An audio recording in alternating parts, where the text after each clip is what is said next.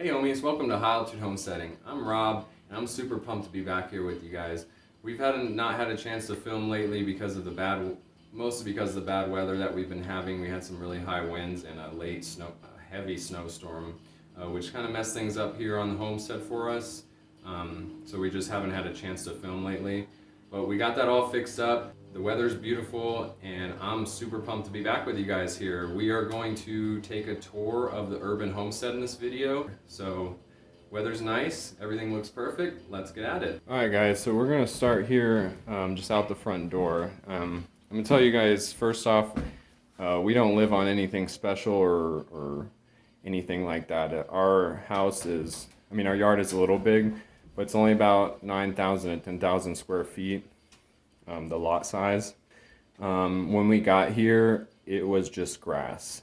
There was nothing set up beforehand, nothing like that. So just so you guys have some idea, no matter what you're working with, either just a front yard or just a little patch of grass, you can have some type of garden or something like that. So let's get out here. I'm going to show you guys the front garden first. Our yard is a circle and it's sectioned off, so I'll kind of show and explain what we've done here. We've moved here 3 years ago, so this is about 3 years of work. All right guys, so here we go. This is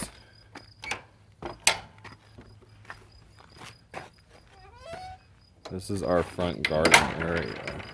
So I'm just gonna start and give a little tour. This is our little herb area right here, sectioned off by the rocks. We got peppermint in there, chamomile, sage, lemon balm, borage, chamomile. So that's just right there in the front. You can see here's our front door, and basically you just walk out, and here's the front gate to the garden area. Alright, so over here we got our artichoke growing, and here's our first box. This is a little box I put in. This was supposed to be for flowers, but I'm apparently not very good at growing flowers, so we have some sunflowers in there right now and some squash that hasn't come up yet. So yeah, we're a 5A here, I think, for our hardiness zone, growing zone. But honestly, I would say we're more like a 4B. It's really unpredictable here in Colorado Springs. The weather can change like that. The sun is very fierce in the summer, and you get early snows, and so it's a really short growing period, and the atmosphere is really thin because you're high up, so it's a little difficult to grow stuff here. You gotta find heirloom seeds and stuff like that. So we don't really have anything popping right now except the potatoes and garlic, and that's because we're still in early June. Stuff really doesn't get popping until like late June, July for us here. So alright guys, so this is what we have for the garden setup.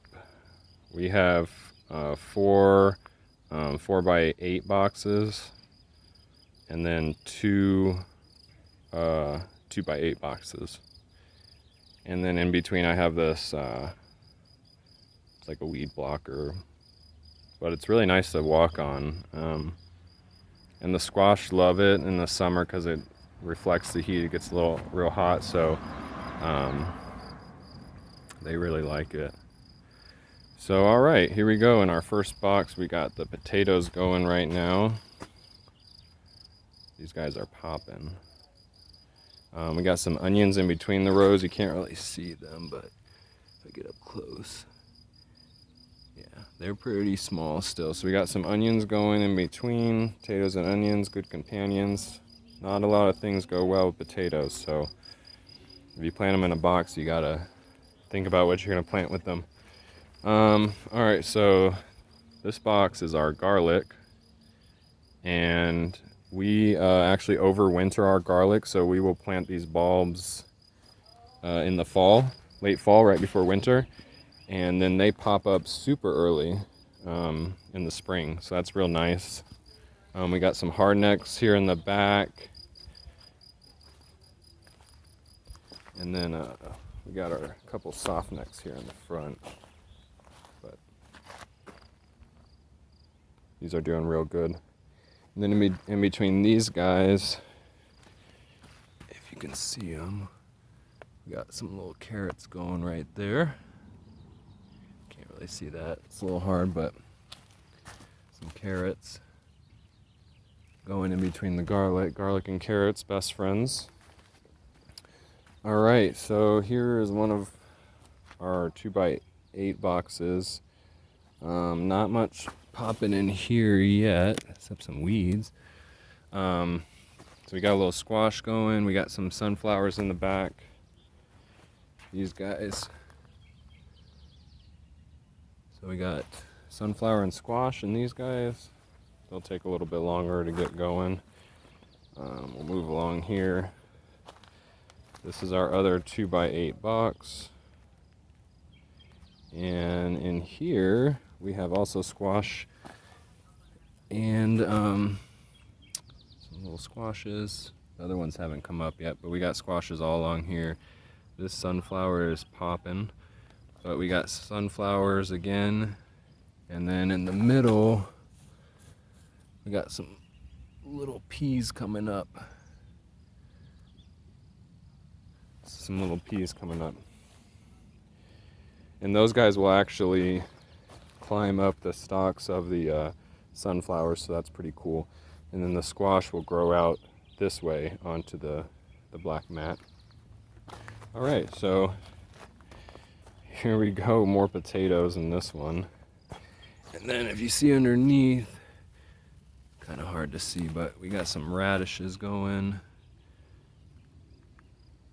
So potatoes, radishes in the middle. And then if you can see right here, got some corn just coming up.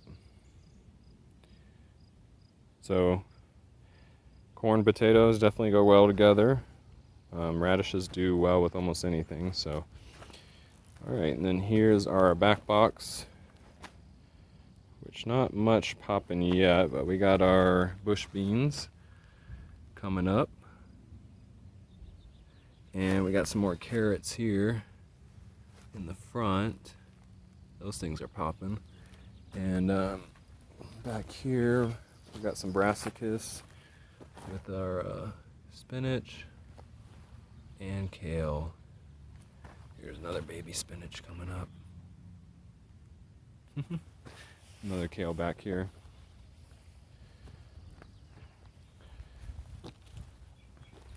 Yeah, so that is our front box area where we grow most of our vegetables. When you're working on a small area, try to use every space you can. I mean, every little foot of dirt or whatever you can, amend that dirt and grow some crops on it. All right, guys, so that's the box area. You come down here, we have these giant mullen plants. So these are our Lady Mullen. This one is probably the biggest. And these aren't for food or anything, but you can make tinctures out of mullen. And they're just super cool, really soft. Super cool. All right, guys, so after the boxes, this is where we planted our perennial bushes. So this one here is a raspberry bush that we planted 2 years ago. So this thing is popping. You can see it's got little raspberries coming in, so that thing's going well. We have our elderberry bush here. Again, these are all planted at the same time. You can see these flowers, super cool. And elderberries, you can make jams and tinctures and stuff like that. And then this little guy, not doing the best, but this is our blueberry bush. And he's trying, she's trying. She's got a couple blueberries on it. It's trying. So those are our 3 bushes. And we'll come down here. And here's our cherry tree. So you can see that guy right there. And this cherry tree was doing beautifully until the snowstorm, and that unfortunately killed most of the cherries on it. So it might blossom again, I don't know, but unfortunately we probably had about, I don't know, 20 or 30 cherries on there, and we covered it up and everything, and it just didn't take it, unfortunately. So she's still doing good though, still looking good. This is not a raised bed, but it's just a bed that I made basically. So this is what, originally before I had these boxes, I just planted in the ground for a year, and I just amended the soil, I tilled it up, amended it, and mulched it basically, and put in irrigation. I put in all this irrigation that you see. But so this is an example of that basically. It's just, I have a little divider here with the wood, but not much. You can see it kind of gets a little more weeds in it, which just requires a little bit more work, but it's a really good way of using space. You can till up any soil, you can amend it. You don't even have to have the mulch. You can see we got some peas coming in here. These are some more peas. In the back, it's kind of hard to see, but got some corn coming in, more corn here.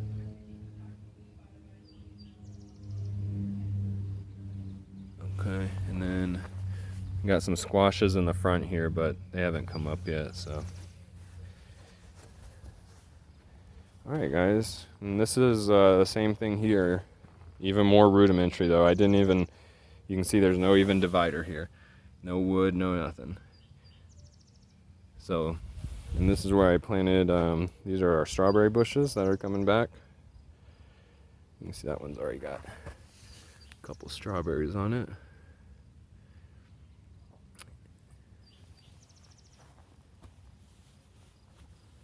And then I planted some lettuce in this front row. Hasn't really come up yet. And then I did plant some radishes, but those guys didn't fare too well, so well, win some, you lose some, huh? So that is our strawberry patch, and that is just down from the boxes, so you guys can get some idea of how this looks. Alright, so moving along from there, this is our Pollinator Space. So this is like the corner. We're on a corner lot, so this is like the corner. This is where we basically just throw wildflowers down for the pollinators. There's some calendula up there. But mostly all of this is just going to be wildflowers when they start to pop. A lot of clover, and I threw some crops in here this year. This is a zucchini actually in the middle there, and a zucchini back there, and then some sunflowers too, but mostly just flowers for the bees and pollinators here. All right, so we're going to move along here, and I'll show you. This is another cool thing that I did this year, guys. I think if you have a smaller space, it can really optimize the space that you have. So I don't know if you can see those too good, but those are 30-gallon, these guys right here are 30-gallon cloth pots basically. You can buy them on Amazon or whatever, and you don't have to get them that big. You know, they sell them in smaller, 5-10 gallons, whatever. But so basically what I did is bought those, dug holes. So I got 2 more back here, and filled them with some soil, and then put some mulch over them. And these are all potatoes pretty much. See, those are just 2 food plots back there that I did the same thing like I did over here with the strawberries. I just tilled the ground, amended the soil, put irrigation in, and planted potatoes. And they are popping. So again, you guys don't even need to do raised beds. These pots are really cheap. You get a pack of 5, I think, for like $30 or 6. I mean, not really cheap, relatively cheap, but they just make great, easy raised beds, kind of. You can see they're doing all really good. I got irrigation, drip irrigation to all these things that I put in. So if you have limited space, consider that, or really bad soil. That is the front garden area for the most part.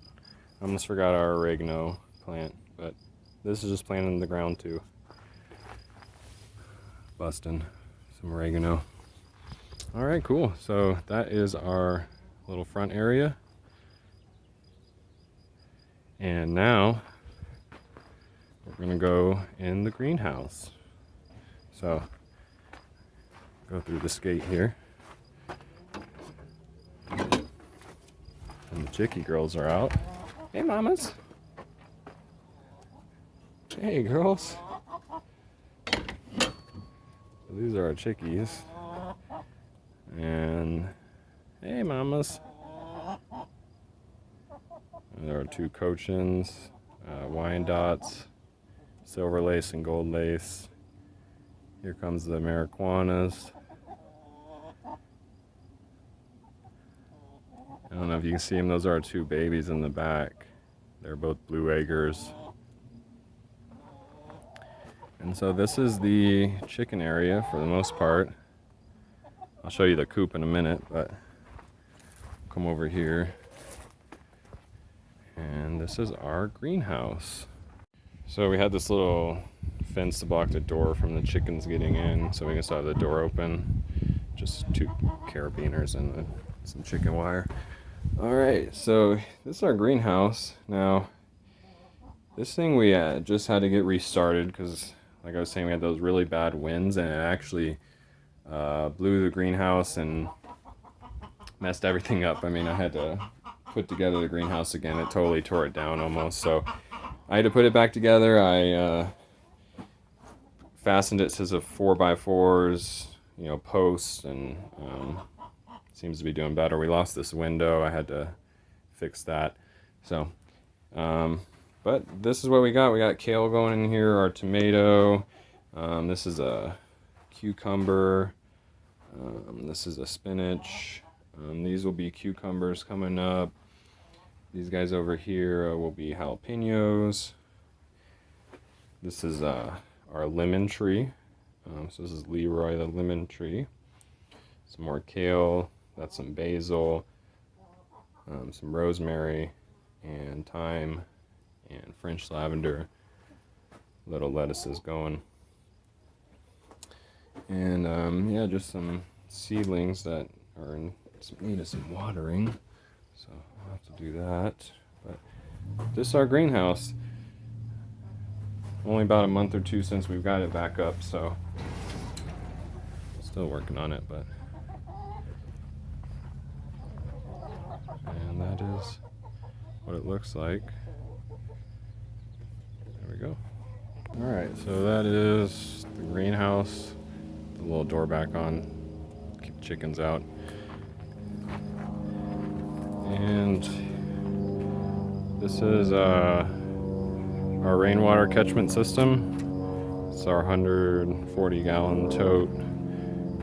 I'll show you the rest of it. We got some more rainwater barrels. This is our peach tree.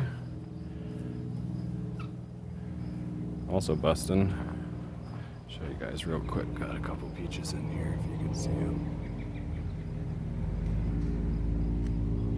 Yeah, so those things survived, fortunately. This little guy is not doing the best. Is our plum tree. It's looking like might need a little watering. So, but that's a plum tree, and he's not doing much yet, or she. That is our compost pile. That is our brush pile. Just a brush pile. And so here, take you guys in. This is back here we have our other two rain barrels. You can see them behind there. But this is the main chicken area in here. Hey girls.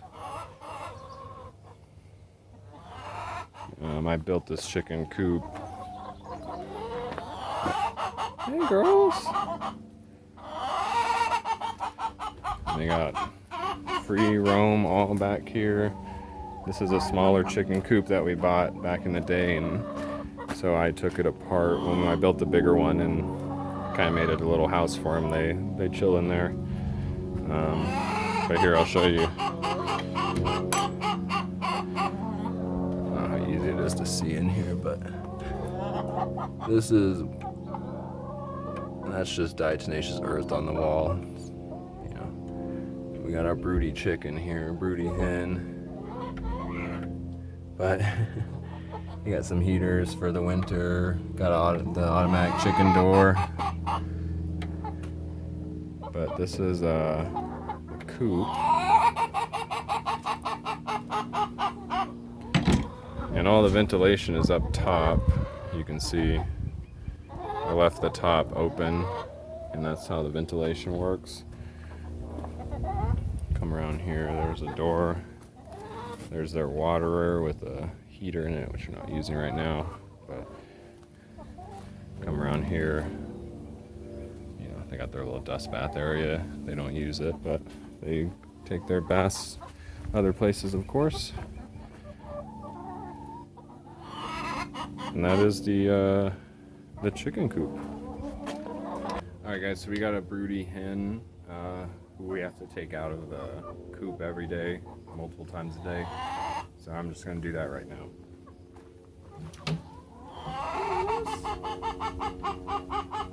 Hey girl, time to come out, huh? There you go. And this is Blue. This is our broody hen. She doesn't like to come out. So she's a pretty bird though. Alright guys, so that is the chicken area. They have this whole area and that other area we're just in. They get to free roam all out there. That's their other little water. You can see them there. And that's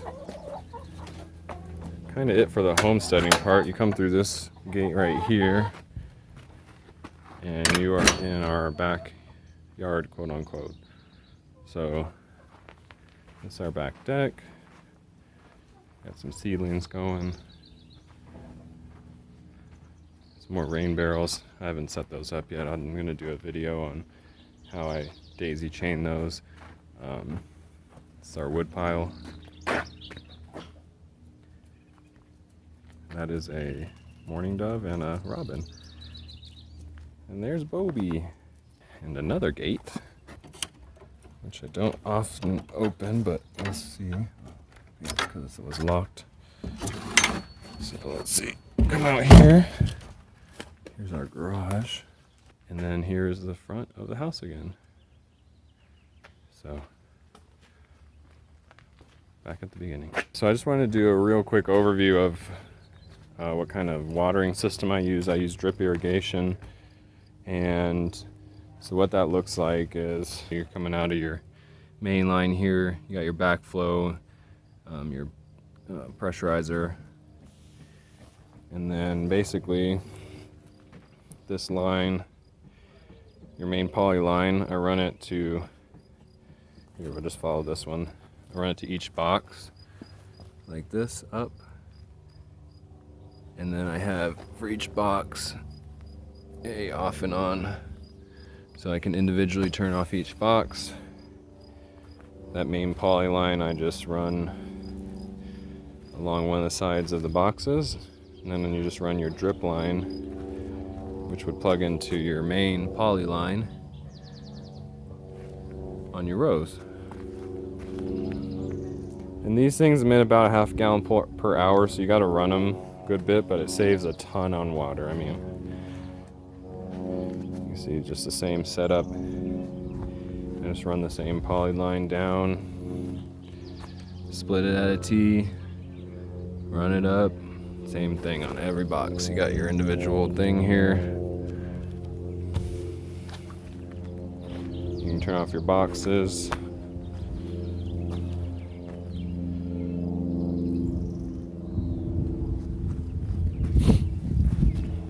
even have it out to these guys. So they're just buried in mulch, but you can see it popping up right there. And I just have the lines going around in a spiral pretty much. Kind of like these guys too. You can see them a little better here on this guy. That's kind of how I do it. On all these ones I just run rows. The food plots, if they're square, I just usually run them in rows back. And the tree has one too. Yeah, so the other trees over there have one too. And I'll show you guys real quick in the greenhouse how I've done the irrigation. But yeah, that's how I do the irrigation out here for the plots. It saves a lot on money. I mean, the first year that I lived here, I tried to do straight sprinklers. And you can see that I have some sprinklers set up, like here in the herb garden. I have these two sprinklers. I have one over there. I have one down here too. So yeah, I don't not use sprinklers. I just use them as supplemental. I have one in the corner right there that sprays this whole area. And so I'm not saying that they're bad or anything, just that for my main watering I use the drip lines. And that's also because Colorado Springs has somewhat strict water rules. You can only water 3 days a week. You can only water before 6 or after, or before 10 in the morning and after 6 in the afternoon. And so that's why I use the drip lines mostly. All right, so I'm gonna show you guys real quick the irrigation that we set up in the greenhouse.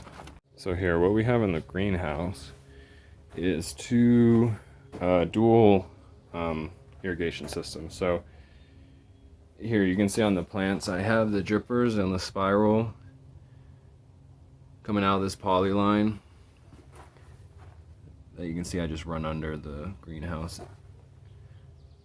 And then the one comes up basically and runs this way. And from there I have misters. You can see all the misters.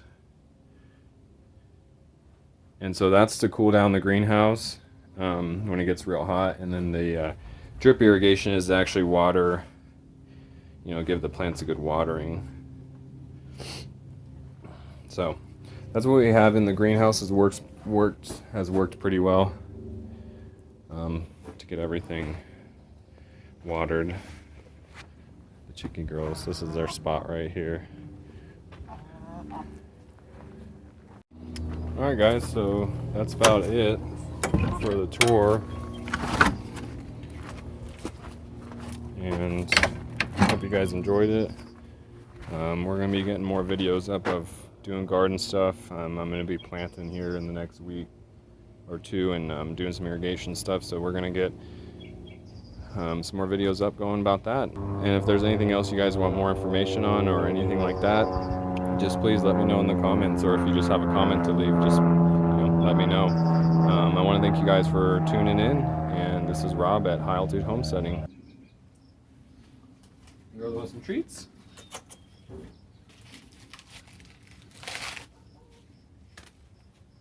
Here you go, mamas.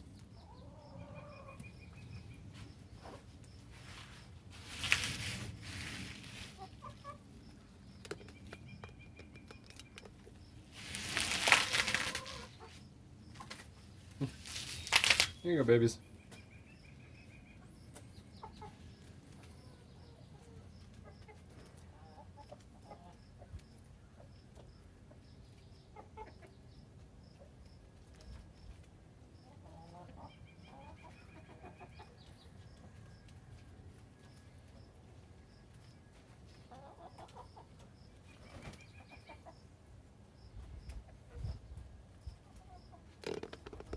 Girls love kale. You get it.